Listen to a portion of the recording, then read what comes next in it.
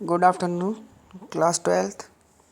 आज हम physical educations के chapter number 2 sports and nutritions के बारे में पढ़ेंगे। स्पोर्ट्स एंड न्यूट्रिशंस में आपके ज़्यादा नहीं 3 ही टॉपिक्स है। 3 टॉपिक्स वो है, पहला है बैलेंस डाइट एंड न्यूट्रिशंस और न्यूट्रिशंस के types macro and micro nutrients. Second topic है nutritive and non nutritive component of diet.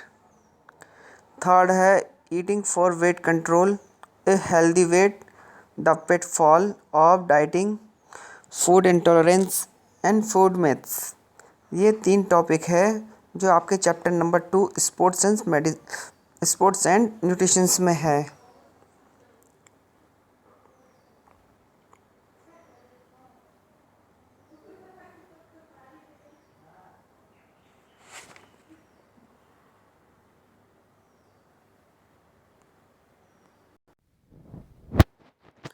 तो सबसे पहला टॉपिक है balance diet and nutritions, macro and macro nutrients. ठीक है, तो सबसे पहले हम पढ़ेंगे कि बैलेंस डाइट क्या है, यानी meaning of a balance diet. Balance diet का जो है वो इस तरह से है, a diet which consists of all the essential food with protein, carbohydrates, fats, vitamins, minerals and water in correct proportion is called a balanced diet.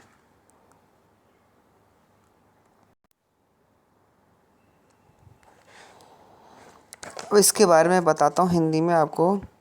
Balance diet क्या है? बैलेंस डाइट जिसमें भोजन के सभी आवश्यक तत्व जैसे protein, carbohydrates, fat, vitamins, minerals और वाटर जो एक लिमिट यानी अनुपात में मिले, यानी संतुलित आहार कहा जाता है।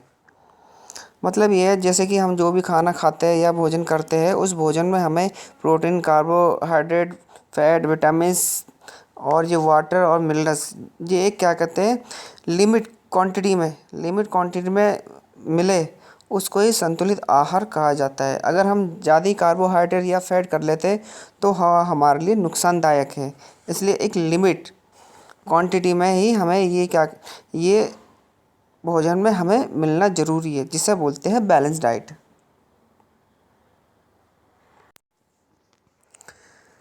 अब आता है मीनिंग ऑफ न्यूट्रिशंस, यानी न्यूट्रिशंस के अर्थ या मतलब। देखो, संसार में कहते हैं कि संसार में प्रत्येक व्यक्ति स्वस्थ जीवन जीना चाहता है।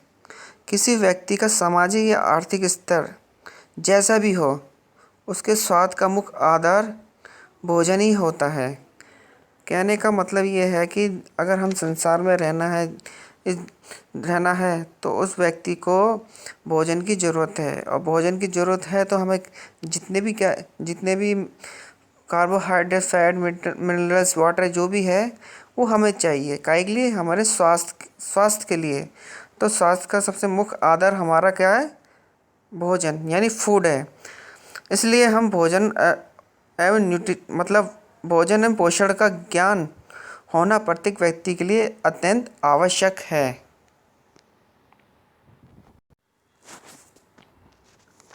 अब आता है न्यूट्रिएंट्स। न्यूट्रिएंट्स के बारे में कहा जाता है कि न्यूट्रिएंट्स 2 प्रकार के होते हैं। पहला होता है मैक्रो और दूसरा होता है माइक्रो। तो अभी कोई भी पूछा जाएगा न्यूट्रिशंस के टाइप्स, तो न्यूट्रिएंट्स के टाइप आप 2 ही प्रकार के बताना। एक होता है मैक्रो, एक होता है माइक्रो न्यूट्रिएंट्स। माइक्रो न्यूट्रिएंट्स के बारे में कहा जाता है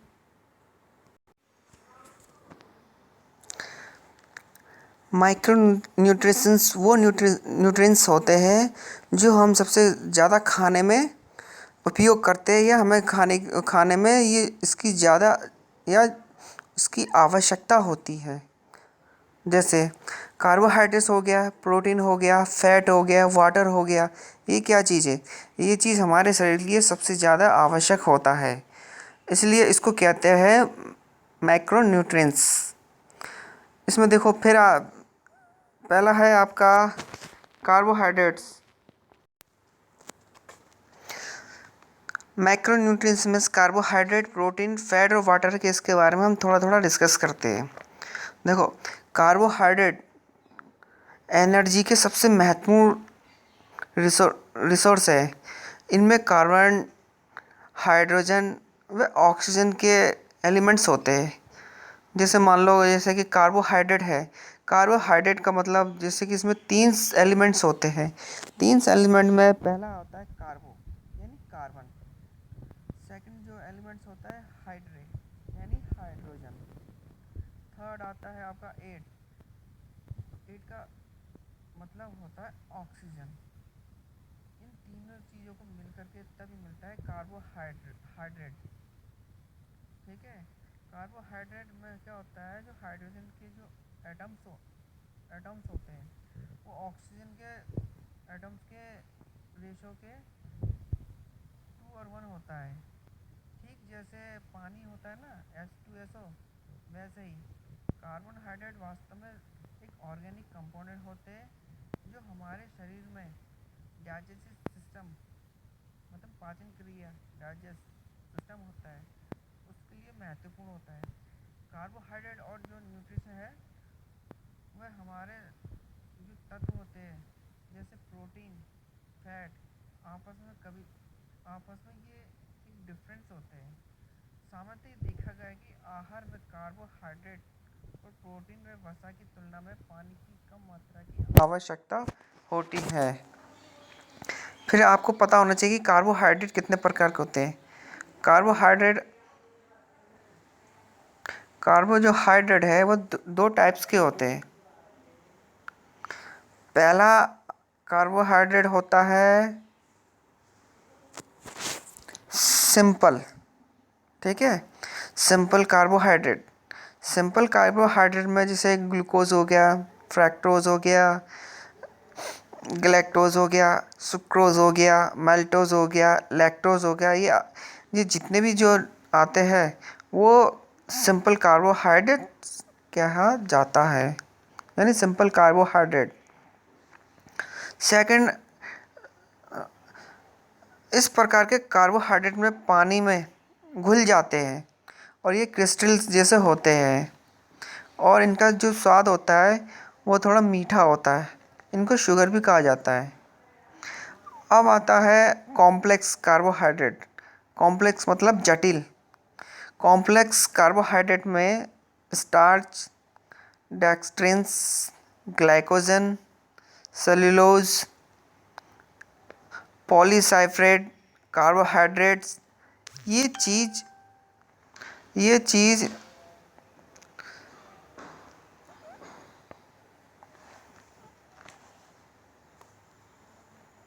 कॉम्प्लेक्स कार्बोहाइड्रेट में पाया जाता है। ये क्या कहते हैं, पानी में जो घुलते नहीं है और इसके जो क्रिस्टल भी नहीं होते हैं। कार्बोहाइड्रेट के प्रकार के मुख्य अंतर वास्तव में उनके केमिकल कंपोजिशंस के कारण होता है।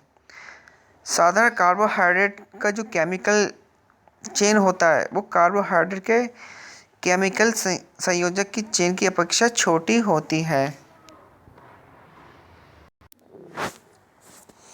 सेकंड नंबर पर है प्रोटीन। प्रोटीन आपको पता है प्रोटीन किस किस एलिमेंट से बना होता है। प्रोटीन कार्बन, हाइड्रोजन, ऑक्सीजन और नाइट्रोजन और कभी कभी सल्फर एलिमेंट से बनी होती है। इसके लिए प्रत्यक्ष रूप से हमारे रक्त में नहीं पाते हैं। मतलब ये होता है, इसके जो क्या कहते हैं कार्बन, हाइड्रोजन, ऑक्सीजन, नाइट्रोजन और सल्फर होते हैं वो प्रत्यक्ष रूप से हमारे जो ब्लड में है उसमें नहीं मिल पाते हैं। और हमारे जो डाइजेस्टिव एक्टिविटी है यानी डाइजेस्टिव सिस्टम है उस सिस्टम को हमारा अमीनो एसिड में चेंज कर देता है। ये 23 अमीनो एसिड होते हैं जिनमें से 9 अमीनो एसिड हमारे आहार में आवश्यक उपलब्ध होने चाहिए। इन अमीनो एसिड का प्रयोग शरीर के द्वारा हमारे जो रक्त है यानी ब्लड है और मसल्स है, नेल है, स्किन है, हेयर है और जो हमारे इंटरनल ऑर्गन्स है उसका निर्माण करता है। और जो प्रोटीन होते हैं और नए टिश्यूज़ होते हैं, जैसे मान लो टूटे फूटे टिश्यू होते हैं, उसको रिप्लेसमेंट करते हैं। और साथ में हमारी जो एंटीबॉडीज़, कोशिकाओं में एंटीबॉडीज़ बनाती है। आहार में प्रोटीन की अधिक प्रयोग से, विशेष रूप से प्रोटीन को प्रयोग के परिणामस्वरूप, जैसे मान लो हमारा हार्ट हो गया, ऑस्टियोपोरोसिस हो गया और किडनी स्टोन हो गए। ये ऐसी चीज़ होती है जो हम ज़्यादा प्रोटीन खाने से हमारी बीमारियां होती हैं। तो हो सके तो हमें कुछ लिमिट में ही प्रोटीन का उपयुक्त मात्रा में लेना चाहिए। ज़्यादा करने पे आपको पता ही है, किडनी स्टोन या किडनी की बीमारी या ऑस्टियोपोरोसिस, ऐसे बहुत से चीज़ होते हैं जो हमारे बीमारियां ज़्यादा करती है।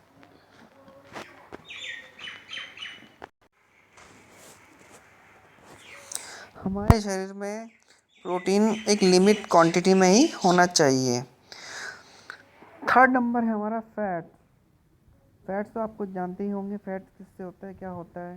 देखो, फैट में कार्बन, ऑक्सीजन व हाइड्रोजन नाम के एलिमेंट्स होते हैं, जिनका परसेंटेज 76, 12 और 12 होता है। यानी कार्बन 76 होता है, ऑक्सीजन 12 होता है और हाइड्रोजन वो भी 12 होता है।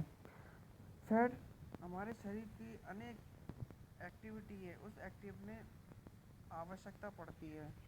फैट हमें गर्म रखती है तथा हमारे जो बॉडी के जो अंग है, यानी कोमल अंग जिसे बोलते हैं सॉफ्ट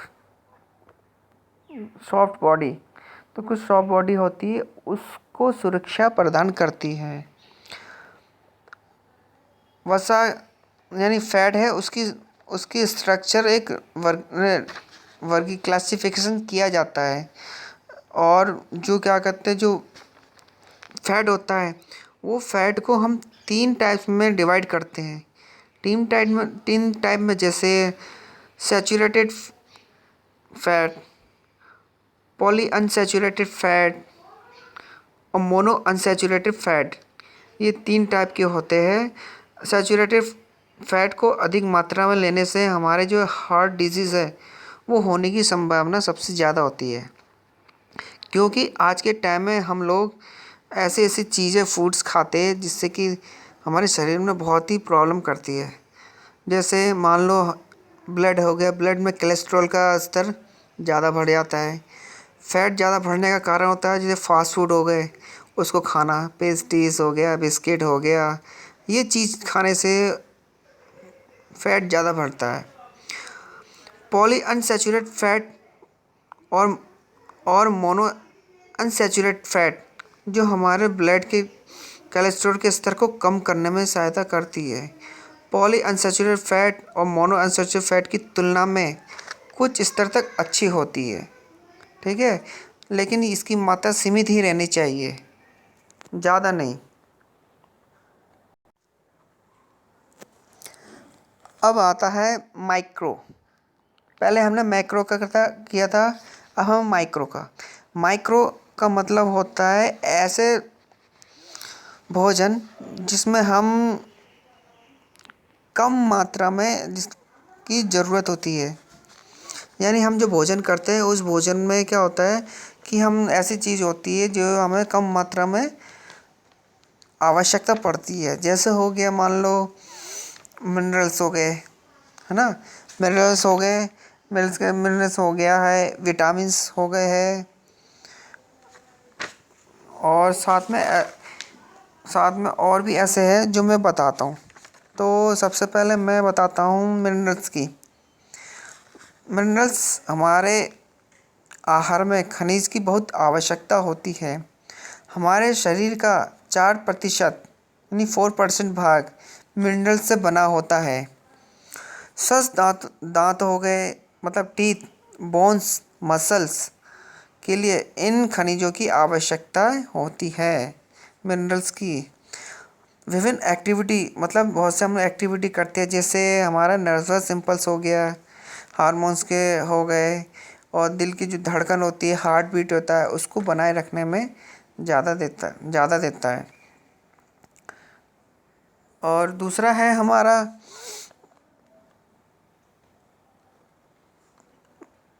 हाँ, इसके देखो, इसमें भी मैक्रो और माइक्रो मिनरल्स इसमें भी आ गया है। तो हम लोग पहले पढ़ेंगे मैक्रो मिनरल्स। मैक्रो मिनरल्स में आपका कैल्शियम आता है और पोटेशियम आता है, सोडियम आता है, मैग्नीशियम, फास्फोरस। ये चीज़ क्या है, ये हमारे मिनरल्स में आते हैं जो हमें थोड़े ज़्यादा शरीर के लिए आवश्यकता होती है, यानी भोजन में हमें थोड़ा ज़्यादा होना ज़रूरी है। फिर आता है आपका माइक्रो मिनरल्स। माइक्रो मिनरल्स वो मिनरल्स होते हैं जो जिसकी हमें कम ज़रूरत होती है खाने में, यानी जो मिनरल्स होते हैं। देखो, जैसे हो गया आयोडीन हो गया, आयरन हो गया, क्रोमियम हो गया, कॉपर हो गया, कोबाल्ट हो गया। ये चीज़ हमारे किस में मिलते हैं? माइक्रो मिनरल्स में। ठीक है, ये हो गया आपका माइक्रो न्यूट्रिशंस। माइक्रो न्यूट्रिशंस में और भी आते हैं, जैसे मान लो विटामिन्स हो गए। विटामिन्स आपको मालूम है, विटामिन्स एक केमिकल रासायनिक होते हैं। इनकी शरीर की स्वास्थ्य स्वस्थ रखने में बहुत कम मात्रा में आवश्यकता पड़ती है। अगर यदि हमारे में कोई विशेष विटामिन ना लिया जाए तो उसकी कमी से भी अनेक रोग हो जाते हैं। एग्जाम्पल के लिए, यदि हम बैलेंस डाइट में विटामिन सी शामिल नहीं करेंगे तो इसकी कमी से होने वाले रोग मतलब स्कर्वी हो जाता है। वास्तव में सभी विटामिन जैसे रासायनिक होते हैं, विटामिन के दो समूह में होते हैं। पहला होता है इसका fat soluble vitamins. Fat soluble vitamins वो विटामिन्स होते हैं जो पानी में घुल जाते हैं, जैसे विटामिन कार्बन, हाइड्रोजन, ऑक्सीजन के तत्व से बने होते हैं, जैसे विटामिन ए हो गया और विटामिन डी हो गया और विटामिन ई। ये फैट सॉल्युबल्स विटामिन्स है। और नेक्स्ट वो है फैट सॉल्युबल के बाद आता है water soluble vitamins. Water soluble vitamins वो विटामिन्स होते हैं जो वाटर मतलब पानी में घुल जाते हैं। ये विटामिन्स नाइट्रोजन, सल्फर से बने होते हैं। विटामिन बी व विटामिन सी इसी प्रकार के विटामिन होते हैं। पहले ये सभी विटामिन के केमिकल नामों की जानकारी नहीं थी, लेकिन अब उनके रासायनिक नाम मतलब केमिकल्स जो नाम होते हैं उपलब्ध हो गए, फिर भी इनके स्थायी नाम भी प्रयोग लिए जाते हैं। नेक्स्ट है fat soluble vitamins. Fat soluble vitamins में आपका विटामिन ए आ जाता है, विटामिन डी आ जाता है, विटामिन ई आ जाता है और विटामिन के आ जाता है।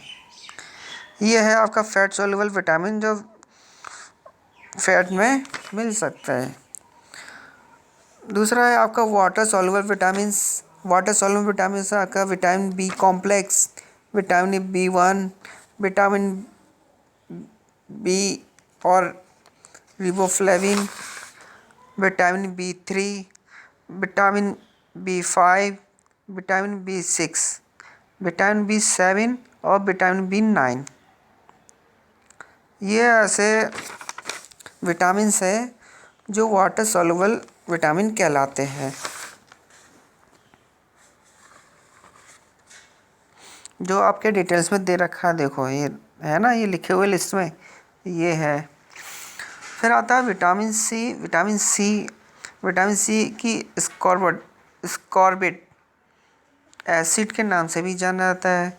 ये पानी में भी घुल जाते हैं और ये एक वाइट कलर का रेशे या रवेदार पदार्थ होता है। विटामिन सी घावों के भरने में सहायक करता है और साथ में मेटाबॉलिक रेट को बढ़ाता है और कैल्शियम के जो अवशेष होते हैं उसमें सहायक होता है और प्रभावी एंटी ऑक्सीडेंट होता है। ये हमारे जो क्या कहते हैं शरीर है उसमें जो बोन्स होते हैं यानी हड्डियाँ होती है उसको, और हमारी जो स्किन होती है उसके ऊतकों का निर्माण करता है, और जो भी टूटे फूटे होते हैं उसको रिपेयरिंग भी करता है।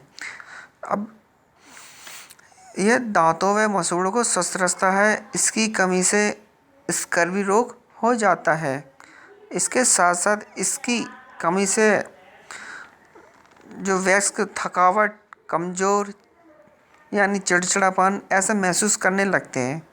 यह विटामिन प्राय नींबू, अनानास, अमरूद, आंवला, बेर, संतरे, टमाटर और हरी मिर्च से और सेब में, इन चीज़ों में ये मात्रा पाई जाती है विटामिन सी। मैंने आपको एक PDF फाइल भेजी है चैप्टर नंबर 2 के, उसमें आप और पढ़ लेना जिससे कि आपको और कोई परेशानी ना हो। ये आपका टॉपिक फर्स्ट है, वो टॉपिक फर्स्ट आपका ख़त्म हो गया है।